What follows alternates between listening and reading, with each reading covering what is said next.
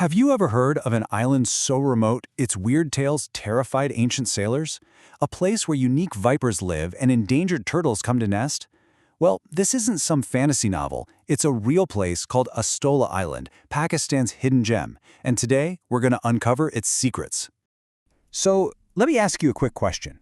If you had a map of Pakistan in front of you, where would you even begin to look for its largest uninhabited island? Go ahead, take a guess. Because this place is this amazing mix of ancient mystery and really crucial modern conservation. And yeah, that's Astola Island. We're talking 6.7 square kilometers. Now that might not sound like a lot, but to give you an idea, it's actually bigger than the entire Rock of Gibraltar. So yeah, this isn't just some tiny speck in the ocean. And when I say remote, I mean remote. It's a full 25 kilometers from the nearest bit of coastline, just kind of floating out there in the Arabian Sea. And you'll see, that isolation, it's the secret sauce. It's what makes this place so incredible. And don't you dare picture a flat, sandy beach. Astola practically explodes out of the water. We're talking cliffs that shoot up 246 feet. I mean, that's basically a 25-story building rising right out of the ocean. It looks absolutely epic. The local name for it is just perfect. They call it half Tlar, which means the Island of Seven Hills. And it's not just some fancy poetic nickname, it's literally what it is, a name that sailors have probably been using for generations. All right, so here's the plan. We're going to look at those seven hills, jump back in time to Alexander the Great, check out the incredible wildlife, see how it's being protected today, and finish up with a few fascinating human traces left behind. First up, let's talk about that name, the Island of Seven Hills. We're going to dig into what that landscape really looks like. Okay, so try to picture this. You've got this big sloping plateau, and sitting right on top are those seven distinct hills. That's where the name comes from. And trust me, this is not a gentle, rolling landscape. The whole thing is cut up with deep cracks and ravines, dotted with caves, and then bam, the whole northern side is just a sheer cliff face. It's totally wild. So where is it exactly? It's off the coast of Balochistan, and getting there is no small feat. It's a 3-hour boat trip from the fishing port of Psni. That journey alone really drives home just how isolated this place really is. Okay, let's switch gears from geography to history. Because this island story, it goes way, way back. I mean, the first time it ever shows up in writing is from the fleet of none other than Alexander the Great. How crazy is that? Just look at this timeline. It's mind-boggling. You've got 325 BCE, when Alexander's admiral, a guy named Nearchus, sails past and calls it Nosala.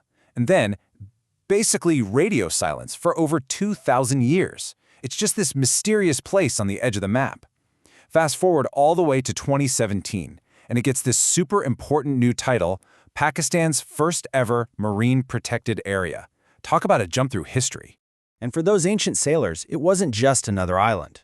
The historian Aryan wrote that Nearchus's crew was, and I'm quoting here, frightened at the weird tales told about an uninhabited island. So even way back then, Astola already had this reputation as a spooky, legendary place. Okay, so we've established it's rugged, remote, and kind of spooky. You'd think nothing could live there, right? Well, you would be wrong. Let's talk about the remarkable creatures that somehow managed to thrive in this crazy isolation. First off, let's talk climate. To put it simply, it's a hot desert. We're talking 32 degrees Celsius during the day, and it barely cools down at night. And rain? Forget about it. The entire year gets less than 28 millimeters of rain. I mean, that's less than one good rainstorm in a lot of places. It's just incredibly dry. And to make things even tougher, there are 0 trees, no shade, and here's the kicker, no natural source of fresh water at all. So anything living here has to be an absolute champion of survival, just getting by on whatever mist comes off the sea and that tiny, tiny bit of rain. And yet, somehow, life flourishes.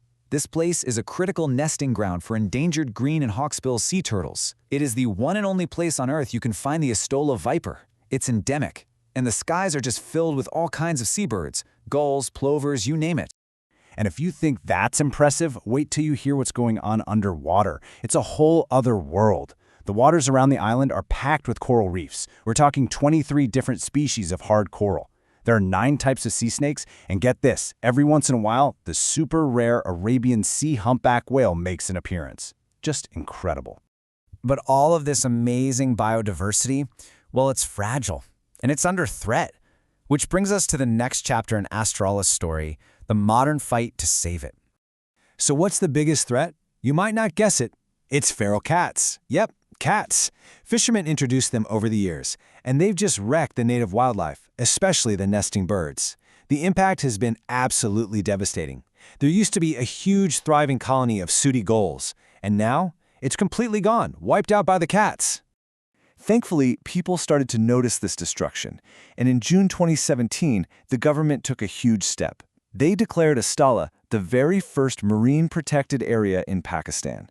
This designation is like a protective shield, you know?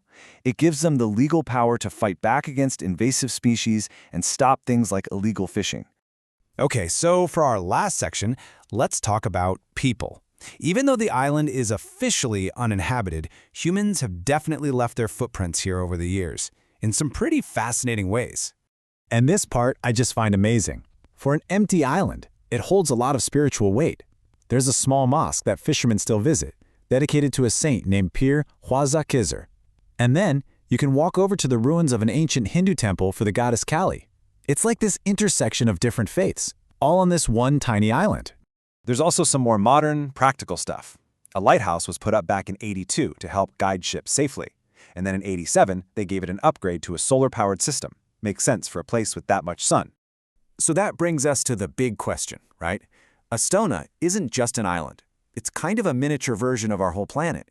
You've got ancient history, incredible survival against the odds, and very modern threats. It shows us how tough life can be, but it's also a huge warning sign about the impact we have. So what can a place like this, so remote and uninhabited, tell us about our relationship with nature and where it's headed? The story's all there, on those 7 hills.